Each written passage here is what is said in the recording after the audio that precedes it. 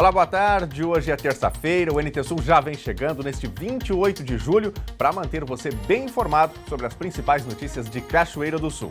Na edição de hoje você confere. Mapa definitivo no sistema de distanciamento controlado mantém Cachoeira do Sul em bandeira laranja. E ainda essa semana o sistema de distanciamento pode sofrer alterações. O governador Eduardo Leite quer gestão compartilhada do modelo de distanciamento e já oficializou os municípios. Lei que suspende prazo de receita médica durante a pandemia é sancionada pelo presidente Jair Bolsonaro. E ainda, na entrevista do dia, a gente conversa com a Ana Paula Herman, professora do Departamento de Farmacologia da URGS, sobre os riscos do uso de medicamentos sem comprovação de eficácia contra a Covid-19. Você que nos acompanha sempre aqui já sabe que pode participar do NT Sul enviando a sua mensagem para o nosso WhatsApp. Mande sua opinião, mande uma informação, mande a sua foto para o nosso WhatsApp. O número é o 51 99769 7129. O NT Sul também está ao vivo pelo Facebook e você pode interagir com a gente comentando a nossa transmissão em facebook.com/TV Cachoeira. Participe e fique ligado porque o NT Sul já está no ar.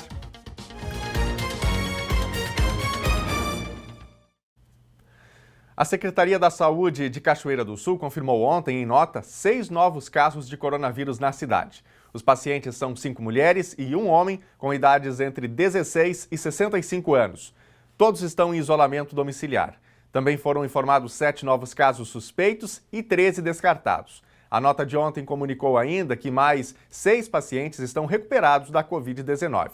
Um deles é um profissional da saúde. Cachoeira do Sul tem agora 187 casos confirmados, 17 suspeitos, 713 descartados e 133 recuperados. O município permanece com 1 óbito registrado.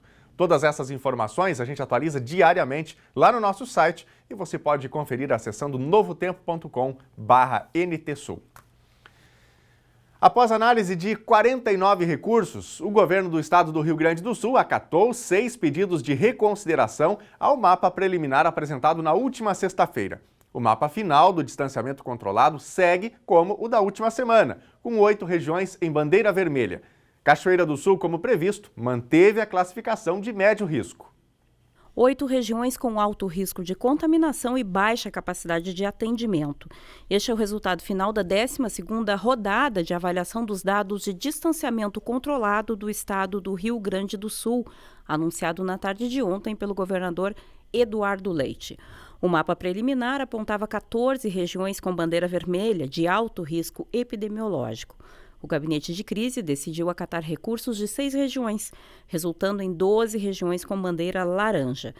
Cachoeira do Sul segue em bandeira laranja e sequer necessitou apresentar recursos. Com alteração na contabilização prévia de pacientes internados em UTI vindos de cidades que não integram a macro-região, o município não apresentou indicadores de menor nota que comprometessem a avaliação de risco, na última semana classificada como vermelha. A ampliação de leitos que tem sido anunciada e efetivada pelo Estado e pelos municípios aparece nesta rodada como diferencial para que os recursos fossem acatados. Mesmo com o aumento do contágio da doença, o Rio Grande do Sul passou de 547 leitos livres na semana anterior para 566 nesta semana. Seguem em bandeira vermelha as regiões de Caxias do Sul, Novo Hamburgo, Palmeira das Missões, Passo Fundo, Capão da Canoa, Canoas, Taquara e Porto Alegre. Pois é, e as bandeiras são definidas pelo sistema de distanciamento controlado, que pode passar por mudanças ainda essa semana. Isso porque o governador Eduardo Leite apresentou uma proposta para a Federação das Associações de Municípios do Rio Grande do Sul, que pode dar mais autonomia aos prefeitos nessa gestão do combate ao coronavírus. A repórter Thelma Tomás fala com a gente agora ao vivo com mais informações sobre esse assunto, sobre essas mudanças que estão previstas. Boa tarde, Thelma. Que mudanças são essas? Boa tarde, Daniel. Boa tarde para todos que nos acompanham em casa pelo NT Sul. Nós já havíamos comentado aqui que o governador Eduardo Leite estava se mostrando um pouco cansado com as demandas de contestação, na regulação do distanciamento controlado. Aparentava já meio que jogando a toalha, inclusive a gente tinha discutido sobre essa possibilidade aqui na edição anterior, eu acho que antes ainda, na última semana, falando sobre essa demanda tão grande de contestação dos municípios, que acabam sempre insatisfeitos com as decisões do Estado. Visando, então, compartilhar um pouco desta responsabilidade, o governador Eduardo Leite pretende dividir a gestão do distanciamento controlado. A proposta consiste no seguinte: o governo rodaria as bandeiras toda sexta-feira, como tem feito há 12 semanas, e então repassaria esses dados e as orientações de restrições nas atividades econômicas a cada uma das regiões. Em 48 horas, os municípios devem se reunir com a associação representante e definir se acatam aquela classificação ou se acatam uma classificação que restringe as atividades no máximo até a classificação de bandeira anterior.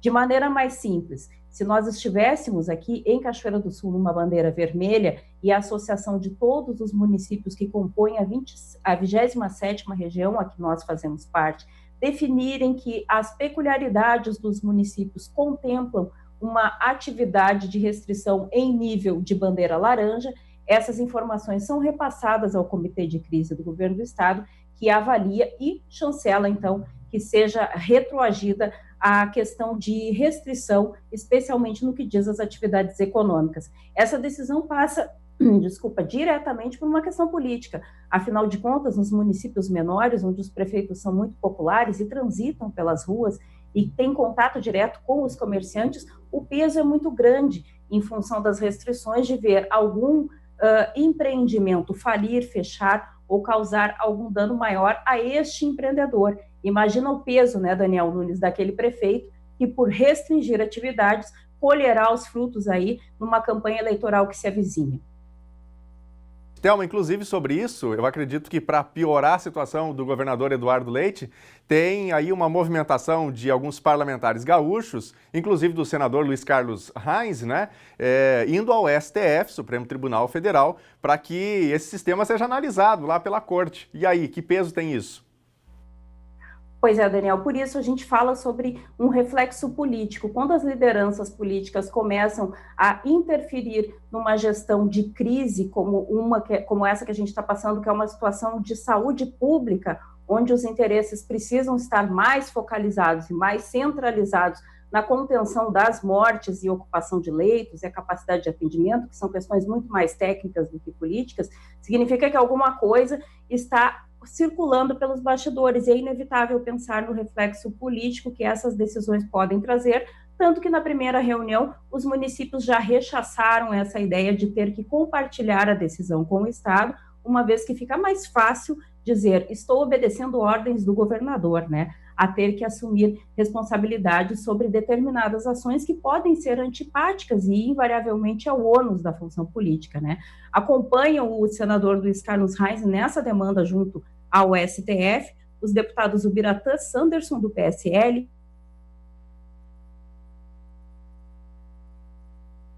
pequena interrupção, né, do sinal da Thelma Tomás, estava trazendo aqui informações para a gente sobre os parlamentares gaúchos que foram ao Supremo Tribunal Federal, portanto, pedindo que a Corte analise aí essa situação das bandeiras, né, que foram adotadas, esse modelo que foi adotado pelo Rio Grande do Sul, não é, para nortear aquilo que vai ser a prática, né, nos municípios do estado do Rio Grande do Sul. Thelma Tomás já está de volta e estava listando aí, portanto, o nome dos parlamentares, né, que estão engrossando aí essa lista. Continue, Thelma, por favor.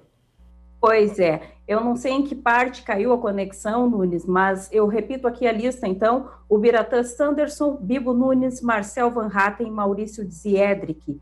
Esses parlamentares, então, foram ao Supremo Tribunal contestar a capacidade do governo do Estado em limitar ações e determinar restrições econômicas nos municípios. Segundo a proposta que eles apresentaram ao governo, isto fere uma determinação, o que não é verdade. A princípio, a gente sabe que já tem uma resolução dentro do próprio Supremo Tribunal Federal, dando essa autonomia tanto para o governador quanto para os municípios, em detrimento daquilo que já foi discutido diretamente pelo presidente Jair Bolsonaro, que dizia que não era de atribuição dos prefeitos determinar restrições econômicas no enfrentamento à pandemia. Inclusive, sobre isso, o governador Eduardo Leite se pronunciou na sua tradicional live da semana, que foi realizada na tarde de ontem, e a gente separou um trechinho aqui para você acompanhar.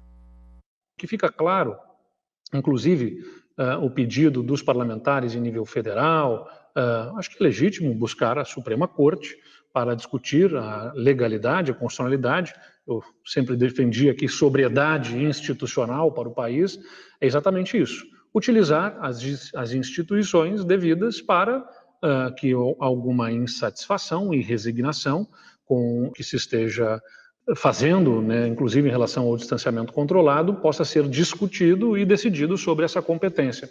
Eu reconheço que o poder de polícia administrativa, ou seja, da fiscalização do interesse local dos municípios, é dos municípios e, portanto, é fundamental ter os municípios como parceiros. Então não se trata aqui de ficar num impasse sobre responsabilidades, mas sim de buscarmos jogar juntos em favor, em defesa do interesse público, que é a manutenção da saúde, da vida dos gaúchos, a preservação da vida dos gaúchos, com a maior equalização com as questões econômicas, que também interferem na vida dos gaúchos. Então, o nosso modelo do distanciamento controlado é um modelo para dar o norte, a orientação, estabelecemos os protocolos, ele funcionou até aqui, entendemos que podemos avançar para um aperfeiçoamento e maior engajamento dos municípios com esta cogestão, ou gestão compartilhada, em que as associações, os municípios, as regiões, os prefeitos reunidos possam deliberar por protocolos diferentes do Estado, mas sempre, né, levando em conta aquilo que o Estado identifica a partir dos indicadores, é o risco que a região tem. Mas estou muito tranquilo em relação ao que o governo do Estado está fazendo, que é o que a decisão já tomada anteriormente pela Suprema Corte, pelo Supremo Tribunal Federal, define que os estados têm competência para estabelecer regras e que os municípios podem até estabelecer regras restritivas, mas não menos restritivas. Aí, portanto, Eduardo Leite, governador do Rio Grande do Sul, embasando, né, a sua decisão e aquilo que norteia, né, os princípios que norteiam o distanciamento controlado, com base, inclusive, já em decisões do próprio STF, onde agora alguns parlamentares gaúchos questionam, né, entraram com essa reclamação constitucional, né, sobre a possibilidade de derrubar o sistema do distanciamento controlado. Thelma, um último assunto que nós precisamos falar aqui ainda, aqui em Cachoeira do Sul, muitas pessoas questionam já há bastante tempo, é sobre o hospital de campanha, né, que foi construído pelo município, pela prefeitura, até agora não foi utilizado, e o que se questiona é: vai ser útil o hospital de campanha ou ele realmente não está sendo útil e daqui a pouco poderia ser desmontado para que o valor fosse economizado? O que se tem de informação até o momento? Pois é, Daniel, o hospital de campanha, assim como em outros municípios, foi inaugurado, instalado, montado, com uma perspectiva de garantir atendimento caso nós tivéssemos casos mais graves e a ocupação aqui do nosso Hospital de Caridade e Beneficência ficasse totalmente comprometida, o que felizmente ainda não ocorreu. Boa parte dos pacientes, se não a maioria deles, consegue se recuperar com isolamento domiciliar e atendimento de enfermaria. Nós temos alguns casos mais graves que ocuparam a UTI, mas não demandaram todos os leitos, tanto que Cachoeira segue atendendo, inclusive, a regulação estadual. Uma reunião na manhã de amanhã, na quarta-feira, do gabinete de crise do prefeito Sérgio Guinatti, deve definir os rumos do hospital de campanha. A preocupação é que no dia 4, agora de agosto, encerra o prazo do contrato feito com a empresa que prestou serviços instalando as divisórias, o piso e também a questão hidráulica, que manteria, então, o funcionamento dos equipamentos lá no hospital de campanha, que segue invicto. A gente vai trazer, então, as definições na edição de quinta-feira, provavelmente, do NPSul, sobre se o hospital de campanha se manterá ainda por mais algum tempo, se o prefeito pretende estender esse contrato, ou se ele será desmontado sem nunca ter sido utilizado. Cabe destacar aqui que os recursos de manutenção e montagem do hospital de campanha são de ordem do Poder Judiciário, que colaborou, então não são recursos que vêm dos cofres da Prefeitura, Daniel. Perfeito. Thelma, obrigado pelas informações. Abraço para você, boa tarde. Boa tarde para nós. E a partir da pandemia, a Secretaria do Trabalho e Ação Social montou uma estrutura provisória no ginásio Derlisão para atendimento principalmente de moradores de rua. Em função da Covid-19, o município foi contemplado com recurso emergencial de cerca de R$ 213 mil do governo federal, que banca esse trabalho, e também a locação, já em andamento, de um imóvel que vai sediar um albergue. Profissionais da STAS e Secretaria da Saúde já atenderam 38 pessoas e conseguiram encaminhar muitas delas para uma nova vida. Desde o mês de março, quando começou a pandemia, o ginásio de Elisão tem sido a referência e o refúgio de muitas pessoas. São moradores de rua e pessoas em situação de vulnerabilidade social. Dentro do ginásio, foi organizado um verdadeiro acampamento que, nesta temporada, já acolheu e atendeu 38 pessoas. Aqui, todos, sem exceção, têm que seguir regras, a começar pelo acesso ao local. Para entrar ou para sair aqui do albergue, qualquer pessoa tem que passar por isso. Ó. Desinfecção geral, inclusive nos pés. Luiz é o responsável pelo albergue. Todos o tratam pelo apelido, Goiaba. Intimidade consentida, mas que solicita e conquista contrapartidas positivas para todos. A gente trabalha muito com a paciência, né? A gente tem que estar com a cabeça organizada para a gente poder tratar todos eles num procedimento igual. Cumprir as normas que a gente recebe do secretário e para procurar passar para eles. O que tem de regra básica aqui? A nossa regra principalmente é não ter droga nem bebida. E cada um ter o seu comportamento dentro do albergue, principalmente com os monitores que estão trabalhando. Tem que se comportar bem. A gente é vice-versa. A gente trata eles bem e eles tratam a gente bem para dar tudo certo. Nós temos que ter consciência, sim, que eles são dependentes, né? Tanto químicos como de álcool, drogas ilícitas, né? E temos que saber que eles têm problemas. E a partir da hora que eles tiverem problemas, nós temos que saber que a gente tem que estar preparado para lidar com esses problemas. E a partir da hora que a gente souber que eles são problemáticos e tem que voltar à sociedade, novamente se torna fácil de tratar com eles. A estrutura montada no ginásio e o projeto em andamento de uma sede específica para o albergue estão sendo bancados com os cerca de R$ 213 mil recebidos emergencialmente do Sistema Único de Assistência Social em função da pandemia. O albergue improvisado foi montado para acolher e proteger principalmente aqueles que tinham as praças como referência e tirá-los das ruas. Aqui, os espaços são divididos. Cada um que chega fica 7 dias separado dos demais e, se apresentar algum sintoma ou suspeita de Covid-19, fica em isolamento. Aqui, além de abrigo, roupas, alimentação e tratamento de saúde, quando necessário, eles recebem acompanhamento diário de profissionais de diferentes áreas. A Secretaria da Saúde e o Centro de Apoio Psicossocial Álcool-Drogas também estão inseridas no trabalho. O secretário do Trabalho e Ação Social, Edson Júnior, comemora vários encaminhamentos a partir do trabalho realizado no abrigo. É claro que muitas dessas pessoas têm a questão da dependência, né? Dependência do álcool, das drogas. Então, para isso, existe um trabalho técnico que é feito dentro do abrigo, mas é uma luta diária e que, assim, teve um início e nós já estamos encaminhando a continuidade desse serviço, motivados pelos resultados que estamos tendo. Hoje nós estamos, pelos últimos números, com 15 pessoas no abrigo, né? A média que vem se mantendo. Destas 15, outras 5, então, se levar em conta, retornaram para a rua, e isso muitos retornam hoje, e no outro dia a gente faz a busca e leva eles ao abrigo de novo, mas nos traz uma satisfação, e quero aqui parabenizar os profissionais que estão trabalhando, que 5 pessoas retornaram ao convívio de sua família, ou seja, deixaram de estar em situação de rua e estão morando já com algum dos seus familiares. Outras 4 pessoas aceitaram tratamento. 2 delas estão internadas para desintoxicação no HCB, uma se reaproximou da família e foi para uma casa de repouso, e a outra está num centro terapêutico. Então, já estamos falando aí de 9 pessoas que tiveram um encaminhamento, bem satisfatório. Melhor ainda se nós considerar que 3 pessoas que estavam em situação de rua hoje estão trabalhando em outro município. Os últimos 6 anos, a Maria Aparecida, de 39 anos, passou quase que sempre nas ruas. Ela é soropositiva e dependente de drogas.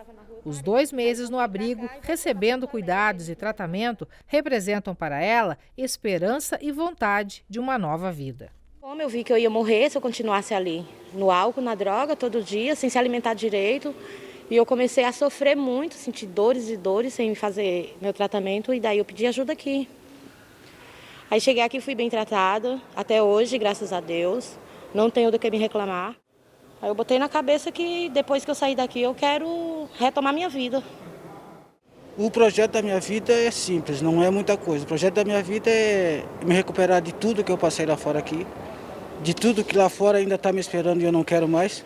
Mas meus planos é sair daqui firme e forte para tentar resgatar minha mulher que está lá fora, nesse mundo aí.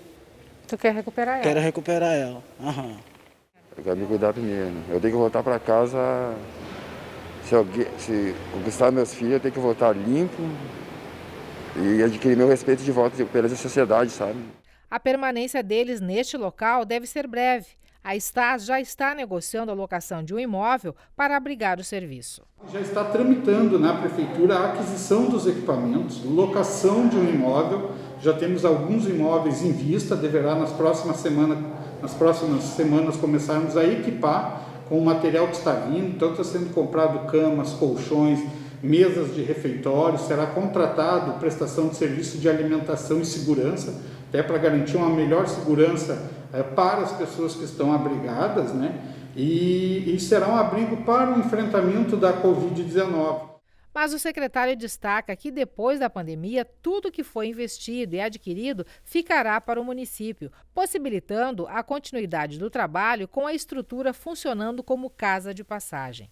Desde 2017, quando o albergue da Avenida Brasil foi fechado, somente agora se concretiza a possibilidade de um novo local para assistir e abrigar qualquer cidadão que não tenha onde pernoitar. A empresa B-Service, prestadora de serviço Eireli de Xangri-Lá, vencedora da licitação para o serviço de limpeza pública urbana e varrição de ruas de forma manual em Cachoeira do Sul, já contratou 10 varredeiras e um motorista. Todos começam a trabalhar na próxima segunda-feira. O encarregado, Rafael Gal, disse que a empresa recebeu mais de 200 currículos. A definição das ruas, sequência de execução e cronograma será feita pela Secretaria Municipal do Meio Ambiente. A empresa receberá 5 centavos por metro quadrado linear limpo. A cada mês, será feita a medição e o pagamento para a prestadora de serviço. O Sindicato dos Servidores Municipais de Cachoeira do Sul elege nova diretoria nesta quinta-feira. Na disputa estão duas chapas, uma liderada pelo presidente interino, motorista Paulo Davenir Barbosa, de 52 anos, e a outra do também motorista José Alfeu Machado Fagundes, de 39 anos, que representa a oposição. Os associados são chamados a comparecer das 7h30 da manhã até 1h30 da tarde na sede da entidade para votar. O quadro de sócios chega a 450 integrantes. O movimento Rotário de Cachoeira do Sul está com inscrições abertas de um curso de formação para cuidador de idoso. O curso é ministrado pela Escola de Educação do HCB na modalidade à distância. Importante destacar que é gratuito, não é isso, Lena Caetano? Daniel, este curso integra um projeto bem maior desenvolvido pelo Rotary, chamado Rotary Capacita e Equipa contra a Covid-19. A gente vai falar com o Rubem Beraldo sobre este projeto, o que já foi feito até agora dentro do projeto e logo a gente vai dar dica para o pessoal de casa de como participar deste curso de cuidador de idoso. Tudo bem, Beraldo? Tudo bem, tudo bem. Conta pra gente um pouquinho o que já foi feito dentro deste projeto e o que ele pretende. Tá. Na verdade, nesse projeto, inicialmente, foram feitas as parcerias, em que nós precisávamos de um parceiro internacional. Nós tivemos 2 parceiros, o Distrito de Rotary 1960 de Portugal e o Rotary Clube de Portela. Sendo o Rotary Clube de Cachoeira do Sul, Presidente do Jacuí, o administrador, e o nosso Distrito 4780 de Rotary Internacional, que é todo o sudoeste do Rio Grande do Sul. Então, nós iniciamos aqui a nossa região em Cachoeira, nós vamos até lá, a Bagé, Livramento, Itaqui, enfim, Uruguaiana é uma região imensa, né? Quase 1 milhão de habitantes. Temos 22 cidades com 22 Rotary Clubes. O que nós fizemos, então, nesse projeto inicialmente? Nós adquirimos, com parceria do Hospital de Caridade e Beneficência, o nosso hospital aqui, ele fez uma compra, né, de 370 mil reais no total, mais ou menos desse montante, a maioria para os equipamentos, e, em consequência, nós compramos EPIs, máscaras N95 e distribuímos para os hospitais regionais, né? Entre eles o Hospital de Caridade aqui de Cachoeira, mas o Hospital de Alegrete, Bagé, Santiago, enfim. Essa foi a primeira parte do projeto. Segunda parte do projeto, cada Rotary Club também recebeu esses mesmos insumos e agora estão sendo distribuídos para asilos, para a força policial e também para hospitais, continuam fazendo isso. Então, essa é a parte que nós dizemos Rotary equipa. Né? E agora a gente vem para o Rotary capacita, que é tão importante quanto equipar, é capacitar. Então, cada um dos clubes dessa grande região, eles têm direito a apresentar 7 alunos, né, para fazer o curso de cuidador de idosos. Esse curso é totalmente EAD, né? Devemos formar 500 pessoas e quem vai formar vai ser a Escola de Saúde do Hospital de Caridade e Beneficência, então a nossa escola aqui também. Então, com isso, a gente vai conseguir proporcionar crescimento pessoal e também não contaminar os idosos. Então, ao total, teremos 500 alunos em todo o distrito e Cachoeira vai ter em torno de umas 50 vagas disponíveis.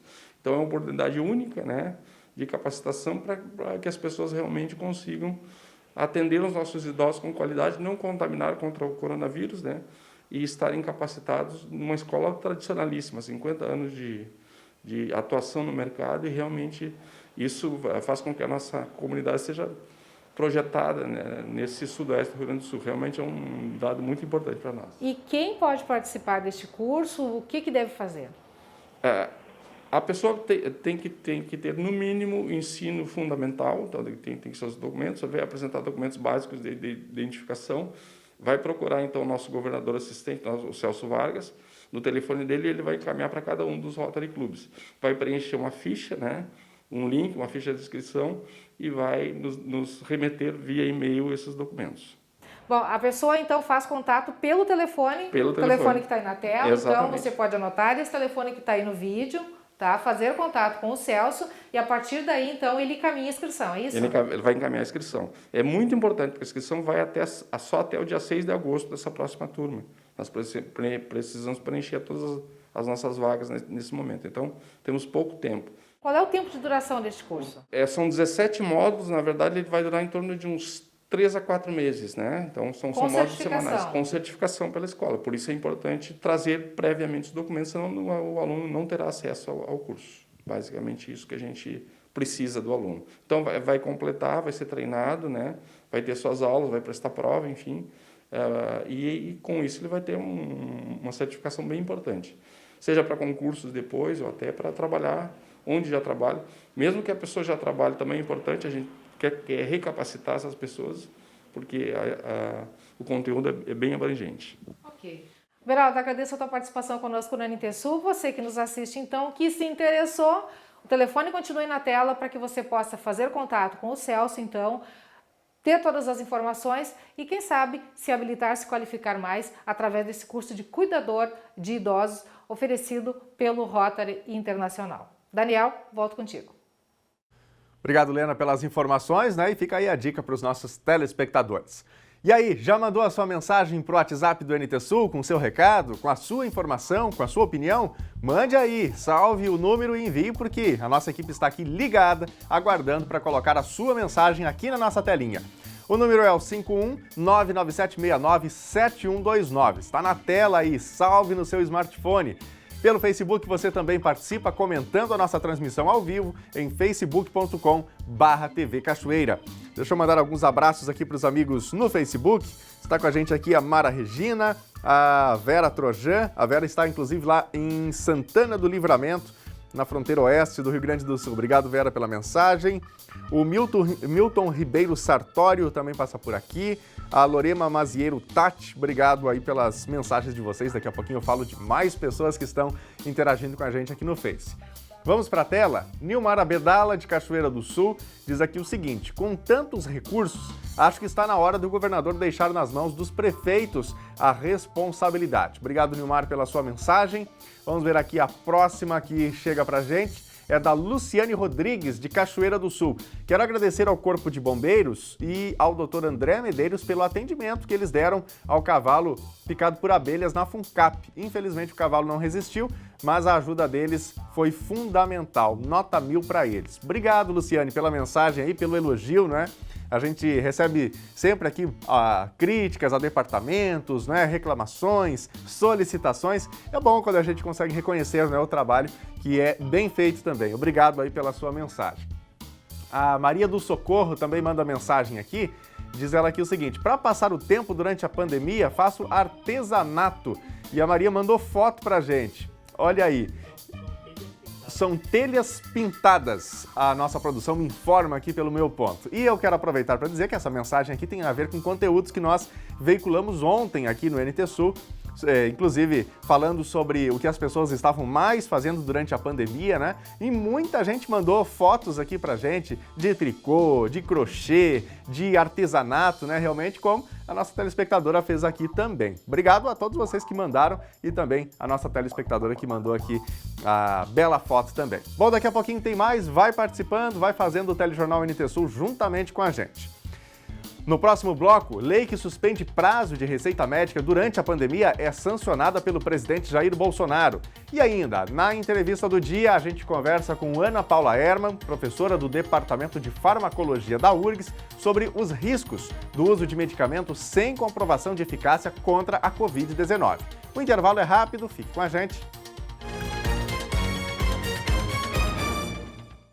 Meio-dia e 36, o Telejornal NT Sul já está de volta ao vivo. Obrigado pela sua companhia com a gente aqui na telinha da TV Novo Tempo. Gente, um acidente na manhã de hoje em Cachoeira do Sul deixou 2 carros danificados. Um carro modelo Vectra e um outro veículo modelo Sandero colidiram no cruzamento entre a rua Davi Barcelos e a rua Duque de Caxias. Segundo a fiscalização de trânsito, a pessoa que conduzia o Sandero cortou a preferencial, causando o acidente. Além disso, o pavimento estava molhado na hora do acidente, o que acabou colaborando para a colisão. Ninguém ficou ferido e os danos foram apenas materiais. A gente fala agora do clima e hoje é dia de se preparar para o frio, porque a noite vai ser de temperaturas bem baixas. Vamos ver como fica o tempo em Cachoeira do Sul e também em todo o estado gaúcho. A terça-feira amanheceu em Cachoeira do Sul com muitas nuvens, já choveu na madrugada e deve ter mais chuva ao longo do dia. Temperatura mínima 12 graus, máxima 17. Quarta-feira o tempo firma novamente, vai ter sol, poucas nuvens e vai ter frio mais significativo. Mínima 5 graus, máxima 13. Quinta-feira igualmente o sol predomina, a mínima é de 6 graus e a máxima fica em 16. Veja agora como fica o tempo hoje em todo o Rio Grande do Sul. Uma frente fria traz chuva para quase todo o estado nesta terça-feira. Apenas áreas na fronteira com o Uruguai não devem ter chuva. A instabilidade ganha força conforme avança para pontos do centro e norte do Rio Grande do Sul, onde há risco de granizo isolado. De acordo com a Metsul Meteorologia, um ar polar começa a ingressar no estado, o que deve derrubar as temperaturas nos próximos dias. A noite de hoje deve ser gelada e é neste período que devem ocorrer as mínimas do dia. Em Porto Alegre, temperatura máxima 15 graus. Em Uruguaiana, na fronteira oeste do estado, a máxima é de 13. No norte do estado, em Passo Fundo, 16 graus. Em Santa Maria, na região central, 14. Em Tramandaí, Torres, litoral norte, 16 graus. No sul do estado, em Pelotas e Rio Grande, 13 graus. E nós já vamos ver aqui mais algumas mensagens que os nossos telespectadores, que os nossos internautas estão mandando para a gente. Para você que ainda não enviou, eu relembro aqui os meios no WhatsApp. O número é o 51997697129. Está na tela. Já anotou aí? Pegue seu smartphone, salve para você participar. No Facebook, o endereço é o facebook.com/TV Cachoeiro. Mesmo conteúdo que vai ao ar para televisão, para a Rede Novo Tempo, você também confere lá no Face, na nossa live, e ainda pode interagir também. Quem passa por aqui, manda mensagens para a gente, é a Fátima Freitas. Boa tarde para você, Fátima, obrigado pela mensagem. A Rosane Cassol, também passando por aqui o Luiz Augusto, a Juliana, também o João Camargo, obrigado a vocês pelas mensagens. Vamos para a tela? A Elizabeth Bittencourt, muito frio aqui no quilômetro 0, depois dessa noite de trovoadas e chuva forte. Inclusive a Elizabeth mandou áudio pra gente, vamos ouvir aí. Aliás, não é da Elizabeth, é outro telespectador que manda áudio pra gente, Lorecida Rosa. mandando áudio para a gente. Vamos conferir. Bom dia, Daniel. Sou do Bosque, meu nome é Lourici da Rosa. Eu, meu pai e minha mãe assistimos todos os dias a programação de vocês da TV Novo Tempo. Aquele abraço, meu amigo. Legal, obrigado, Lourici. Tudo de bom para você, para sua família aí também, para os amigos que estão nas diferentes localidades, né, no interior aqui de Cachoeira do Sul. A gente fica muito feliz pelo contato, pela mensagem. Você que está em casa, pode também fazer o seu vídeo, mandar um áudio, opinar sobre aquilo que está no ar aqui, sobre os fatos do dia a dia, né? E vamos juntos aqui fazer o telejornal NT Sul. Daqui a pouquinho tem mais. Estão abertas as inscrições no processo seletivo para o Fundo de Financiamento Estudantil, o FIES, do segundo semestre de 2020. Os estudantes podem se inscrever até sexta-feira, dia 31, e o resultado vai ser divulgado no dia 4 de agosto. Quem não for pré-selecionado na chamada única, ainda vai poder tentar uma vaga através da lista de espera. A inscrição é pelo site do FIES, no endereço fies.mec.gov.br, que está aí aparecendo na tela para você. As inscrições do FIES deveriam ter iniciado na semana passada, mas foram adiadas depois que foram identificadas inconsistências no processamento de distribuição das vagas. Foi sancionada pelo presidente Jair Bolsonaro a lei que suspende o prazo de receita médica durante a pandemia. O projeto de autoria do deputado Kim Kataguiri, do DEM, flexibiliza a validade de receitas médicas e odontológicas e foi aprovada pelo Senado no último dia 7. Com a lei, as receitas de medicamentos sujeitos à prescrição e de uso contínuo ficam válidas até o final das medidas de isolamento.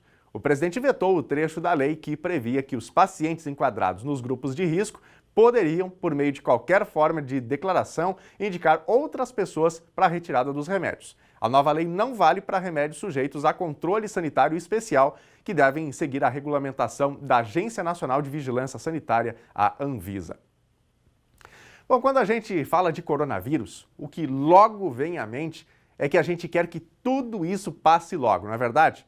E isso tudo depende de diversos fatores, mas um dos principais é o desenvolvimento de uma vacina. Várias instituições já trabalham nisso, mas o processo ainda pode demorar um pouco. No quadro Raio-X da Saúde de hoje, Francisco Bastos fala sobre esse assunto.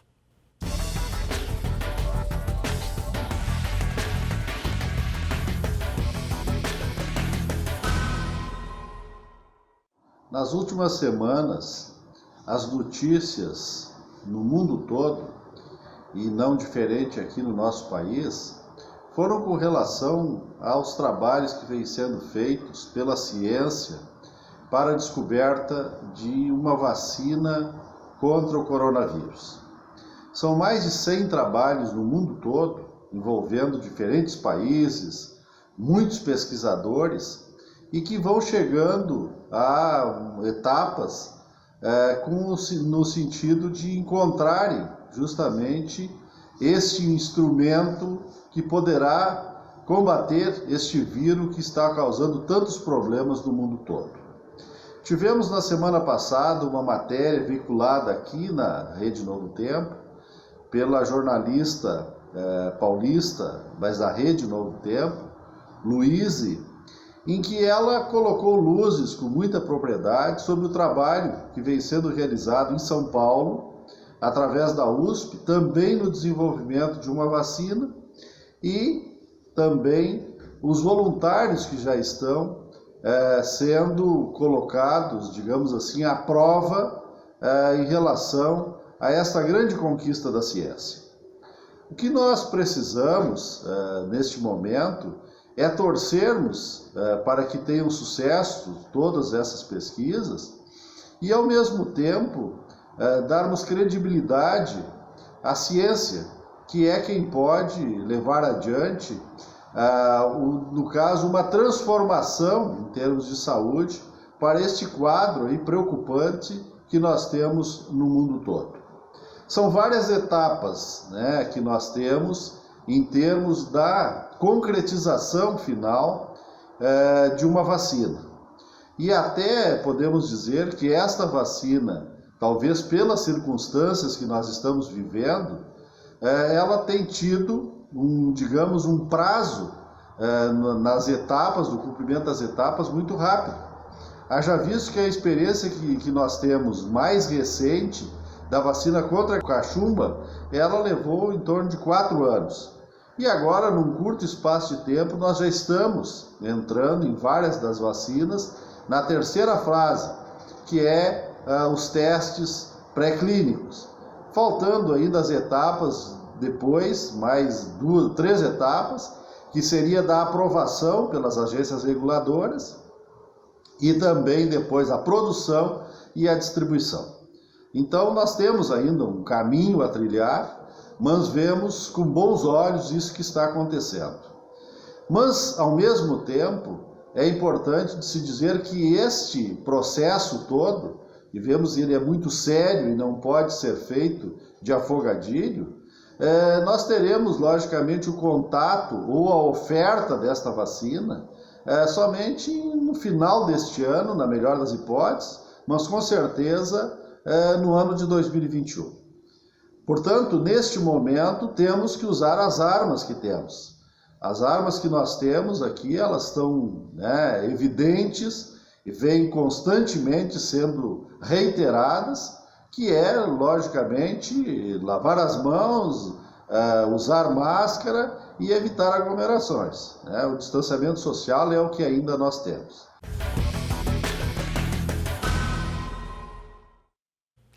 Pois é, realmente a ciência vem buscando incansavelmente uma vacina contra o coronavírus e medicamentos comprovadamente eficazes. Mas enquanto não se tem nada pronto, os achismos ainda influenciam muita gente. Você confere agora uma entrevista da repórter Helena Caetano com esse foco. Quais os riscos do uso de medicamentos indicados para outras patologias e sem eficácia comprovada contra a Covid-19? Algum já tem atestado de eficácia? Deve ser usado, Helena?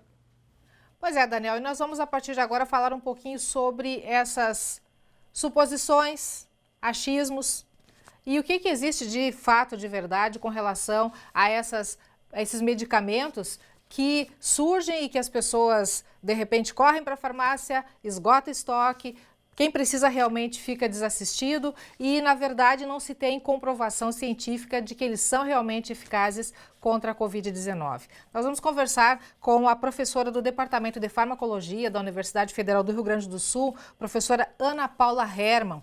Ela publicou um artigo com o título Cloroquina contra o coronavírus. Existe evidência por trás da esperança? Professora, boa tarde. A pergunta eu repasso para ti. Ok, boa tarde. Muito obrigada pelo convite, pela oportunidade de esclarecer esse assunto.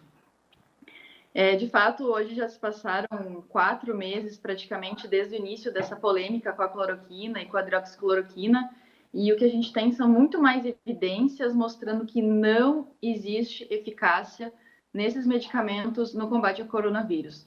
Eles não são eficazes em pacientes hospitalizados, em estágios mais avançados da doença, e também não são eficazes como tratamento profilático, como prevenção ou nos quadros mais leves.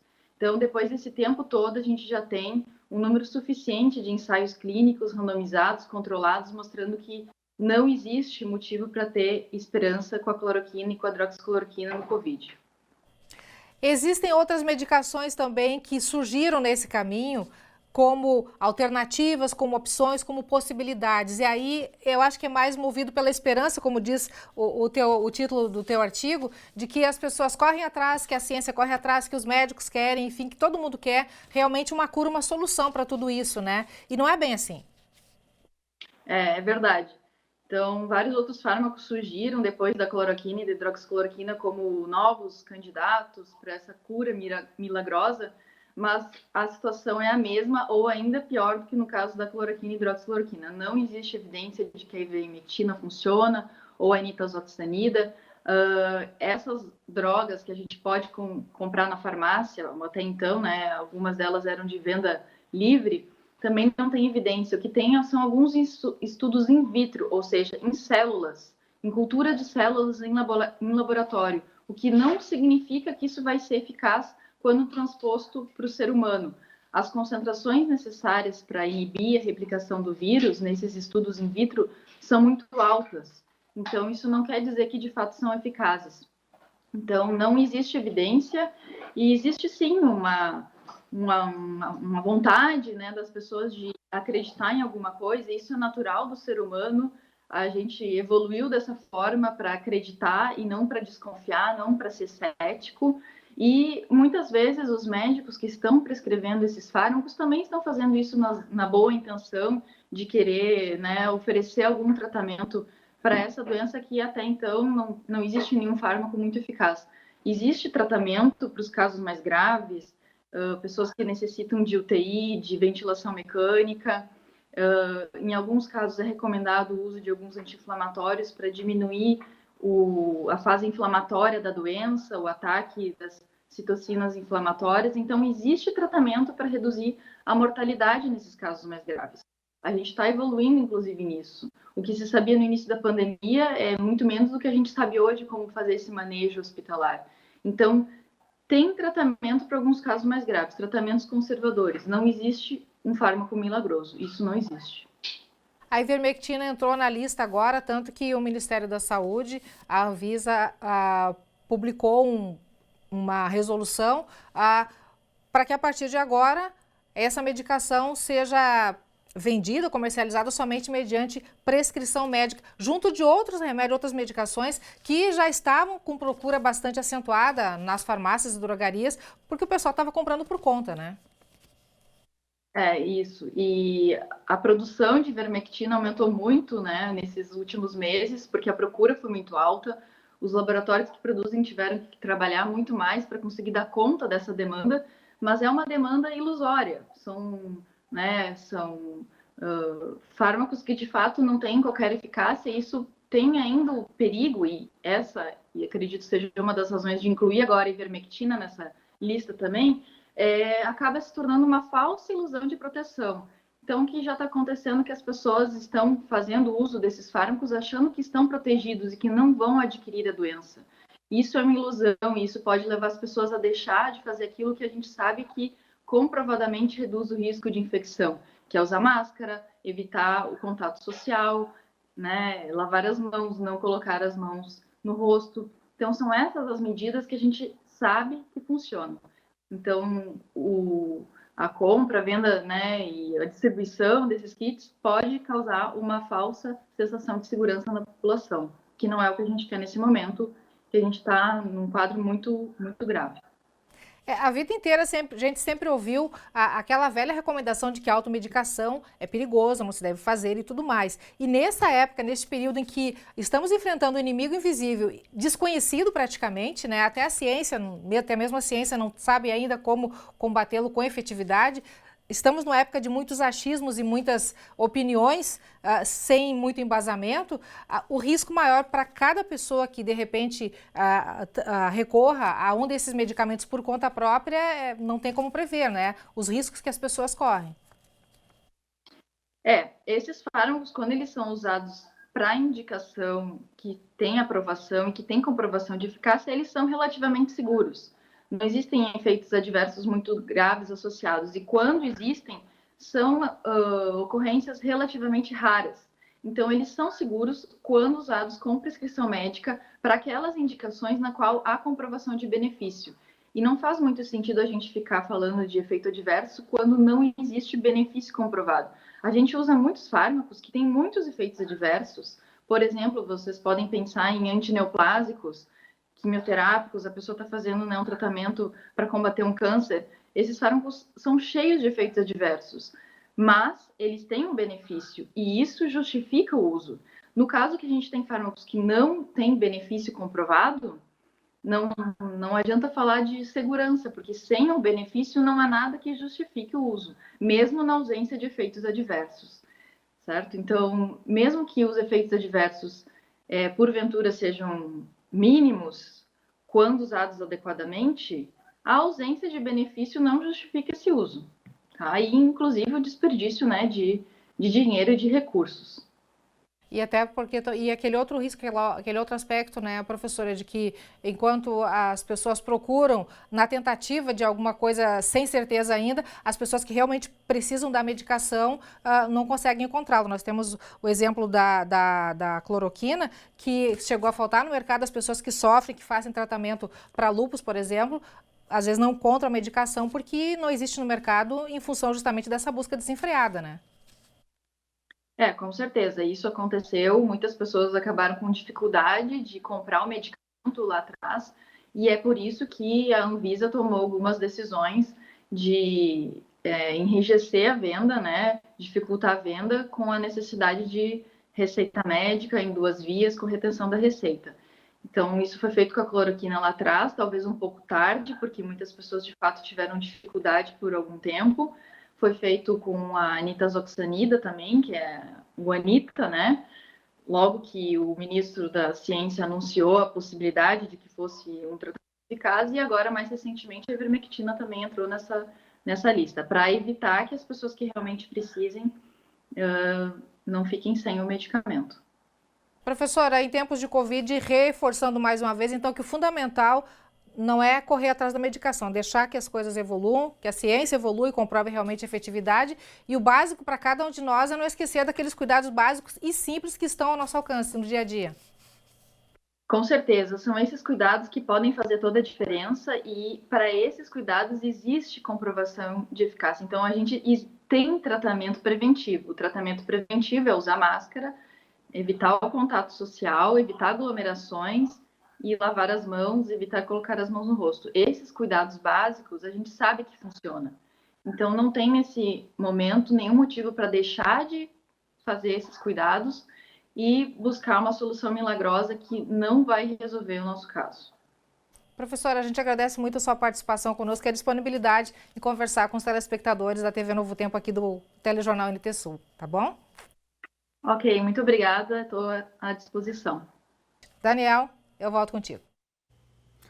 Obrigado, Lena, pelas informações, né? E esses esclarecimentos tão importantes, né? Imagina se cada um de nós, querendo se proteger, se prevenir, supostamente, não é, do coronavírus, da Covid-19, saísse tomando recomendações de políticos, né, de toda a ordem, dizendo, esse medicamento é bom, esse remédio é bom. Teríamos, no mínimo, uma overdose de medicamentos aí, né? Então, muita calma nessa hora, minha gente. Vamos acalmar o coração, aguardar, né, o desenvolvimento de pesquisas para efetivamente ter segurança e certeza, né, na hora de tomar uma medicação, quando ela for efetivamente necessária. E olha só, a Adriana Rodrigues comentando aqui, ela diz aqui o seguinte: eu acredito que as pessoas precisam ter consciência sobre o uso de medicamentos sem realmente precisarem do uso, né? Pois quem realmente necessita dos medicamentos não encontram por falta de consciência dos demais. Mais consciência, menos egoísmo e mais cuidados com a saúde, né? Ela diz essa questão aí do uso indevido, quer dizer, muitas pessoas correm, né? Porque alguém diz que o medicamento pode vir a ser útil para prevenir. Aí é o caso da hidroxicloroquina, que foi citado na entrevista, né, e que agora está em falta nas farmácias para muitas pessoas que efetivamente precisam para tratamento de lúpus, por exemplo. Quem mais? Passa por aqui também a Nara Machado, a gente agradece aqui pela mensagem. Tem mais recados aqui também, mas vamos para a nossa tela para ver mensagens aqui do WhatsApp. O Benildo Gross, de Cachoeira do Sul. Ontem fiz viagem de Santa Cruz a Cachoeira pela estrada que vai a Rio Pardo, e está horrível. Pode ser que agora os futuros governantes façam essa estrada. Obrigado, Benildo, aí pela sua mensagem, né? É realmente uma estrada importante, né? Está muitos anos rolando e não sai do papel. Edi Carlos, de Belém do Pará. Estou curtindo o NT Sul aqui em Belém do Pará. 32 graus aqui agora. Obrigado, Edi. Tudo de bom para você. Obrigado pela mensagem. A Neuza também manda mensagem pra gente. Nosso passatempo é cuidar da nossa horta na volta da charqueada. A Neuza e também o João. Vamos ver a foto que a Neuza manda pra gente? Tá aí o João trabalhando na horta. Obrigado. Grande abraço para vocês, pros amigos aí na volta da charqueada aqui em Cachoeira do Sul. O NT Sul de hoje fica por aqui. As reportagens do dia, outros conteúdos, você já sabe que encontra lá no nosso site. Então é só clicar novotempo.com/NTSul. Amanhã a gente está de volta com as principais informações de Cachoeira do Sul para você. Uma excelente tarde, até lá. Tchau!